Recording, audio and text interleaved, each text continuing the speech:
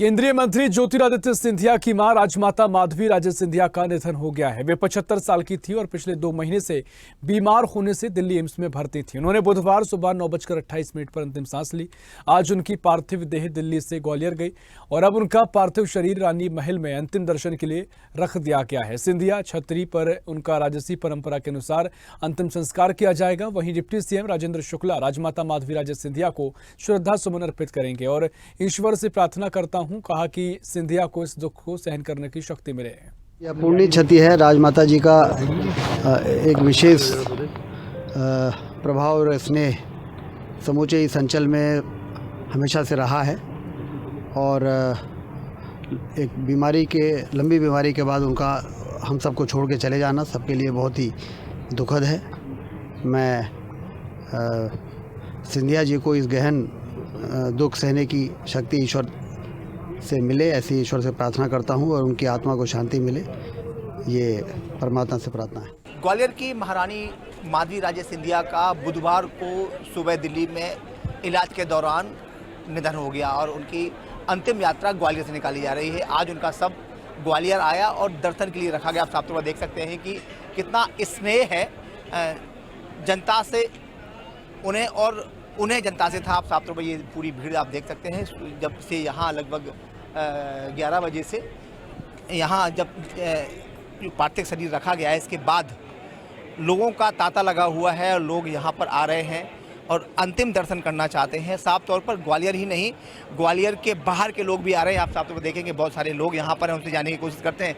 फिर कैसे देखते हैं आज के आप क्या रिश्ता रहा होगा माधवी राजे सिंधिया से? आप माधवी राजे सिंधिया राजघराने के साथ साथ हम लोगों की महारानी थी। यह प्रजा और राजा के साथ साथ माँ और बेटे के संबंध इस ग्वालियर से उनके रहे थे। ग्वालियर चंबल संभाग से रहे थे। जब माधवराव जी यहाँ उनको लेके आए थे उस समय की आज बहुत याद आती है। लोग सोचते हैं महारानी के नाम से तो थी, लेकिन केवल वो प्रजा के लिए जब निकलती थी तो हर दुख दर्द में उनके साथ रहीं, ग्वालियर के विकास में साथ रहीं। हर श्रद्धा सुमन आज उनको हम सब लोग अर्पित करने आए हैं, भावपूर्ण श्रद्धांजलि देने आए हैं। ईश्वर सदा उनको अपने चरणों में स्थान देगा। श्रद्धांजलि लोग यहाँ पर दे रहे हैं, श्रद्धा सुमन अर्पित कर रहे हैं। आप यहाँ पर देखेंगे ये जो पार्थिव शरीर यहाँ पर राजमाता माधवी राजे सिंधिया का रखा हुआ है और लगभग पूरी सुरक्षा व्यवस्था के साथ यहाँ पर सारे जो लोग हैं वो यहाँ पर दर्शन कर रहे हैं। अब हम आपको बाहर लेके चलते हैं और कहीं ना कहीं देखेंगे और आप देखिए कि अफरा तफरी का माहौल है। कहीं ना कहीं लोग जितनी जल्दी से जल्दी चाहते हैं कि कैसे भी करके अंतिम दर्शन हो जाए, क्योंकि समय कम है और समय जो रखा गया इसके बाद अब थोड़ी देर बाद यहाँ अंतिम यात्रा शुरू होगी। हम अब आपको बाहर लेके चलते हैं और दिखाते हैं कि यहाँ से जहाँ तक हमारे कैमरे की नज़र जा रही है वहाँ से बराबर और ये लोग यहाँ पर राजमाता को देखने के लिए, अंतिम दर्शन करने के लिए आ रहे हैं। अब हम आपको बाहर लेके चलते हैं। ये आप देखेंगे सीधा ये पूरी व्यवस्था यहाँ पर की गई है, लगभग 2000 पुलिसकर्मी।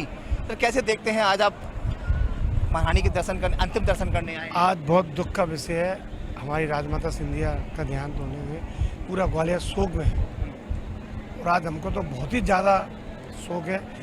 आज ये मान लो ग्वालियर से एक इतना बड़ा व्यक्ति चले गया, इसके कोई बयान नहीं कर सकते। साफ तौर पर एक बड़ा तकलीफ देह है और आप लोग यहाँ पर श्रद्धा सुमन अर्पित करने आए हैं। जी, वाकई तकलीफ का विषय है, क्योंकि राजमाता साहब काफ़ी समय से पब्लिक के बीच, जब माता कैलाशवासी माता महाराज चुनाव लड़ते थे तो वो जनता के बीच जाती थी, क्षेत्र में सबसे रूबरू होती थी, तो बड़ा अच्छा लगता था और बड़ा जनता का एक अलग उनके प्रति लगाव था। एक विशेष आदर्श और एक सम्मान की दृष्टि से उन्हें देखते थे। तो आज बड़े दुख की बात है कि आज वो हमारे बीच नहीं रही।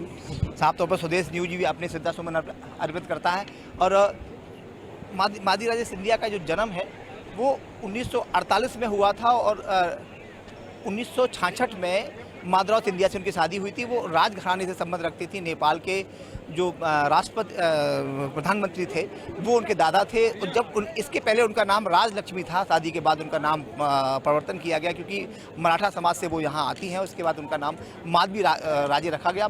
जहाँ तक आप देखेंगे, जहाँ तक कैमरे की नज़र जा रही है, लोग यहाँ पर अपने सर कैसे देखते हैं आज आप? कोई दल के लोग हों, कोई हों, लेकिन अपनी आज यहाँ माधवी राजे सिंधिया को श्रद्धा सुमन अर्पित करने आए हैं।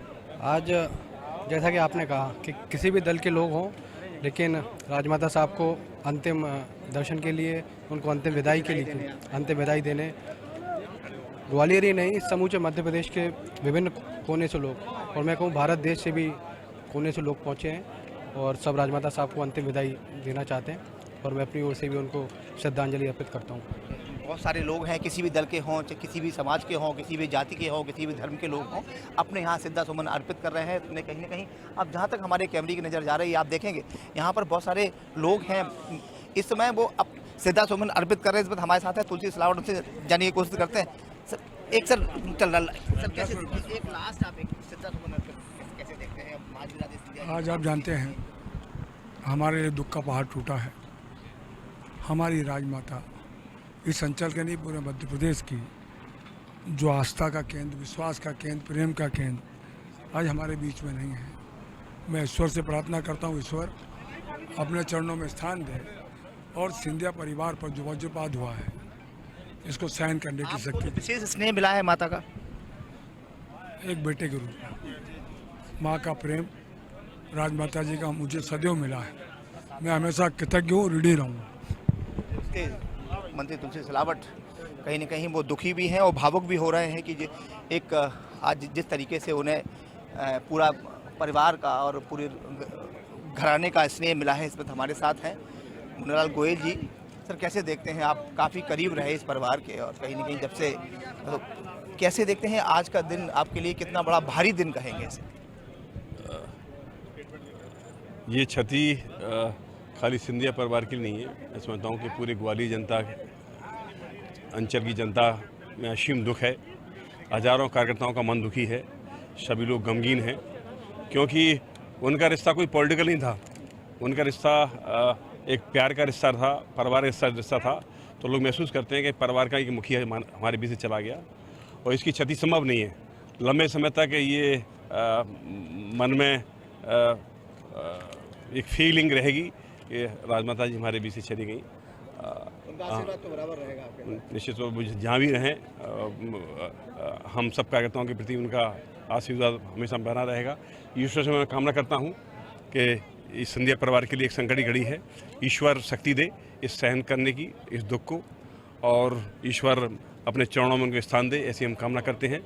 और पूरे कार्यकर्ताओं की ओर से एक विनम्र श्रद्धांजलि उनके चरणों में अर्पित करते हैं हम लोग। ये थे मुन्नालाल गोयल, पूर्व विधायक। और अब आप देखेंगे जहाँ तक हमारे कैमरे की नज़र जा रही है, बराबर लोग यहाँ श्रद्धांजलि और श्रद्धासुमन अपने अर्पित कर रहे हैं। कहीं ना कहीं साफ तौर पर देखा जाए कि अभी कुछ ही देर बाद वो यहाँ अग्नि में समा जाएंगी, या कह सकते हैं कि उन्हें मुखाग्नि दी जाएगी। उनके बेटे जो सिंधिया जो केंद्रीय मंत्री हैं उन्हें मुखाग्नि देंगे।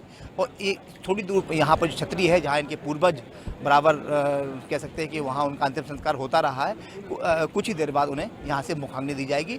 स्वदेश न्यूज भी माधवी राजे सिंधिया को अपने श्रद्धासुमन अर्पित करता है। कैमरा पर्सन धर्म के साथ अरविंद चौहान।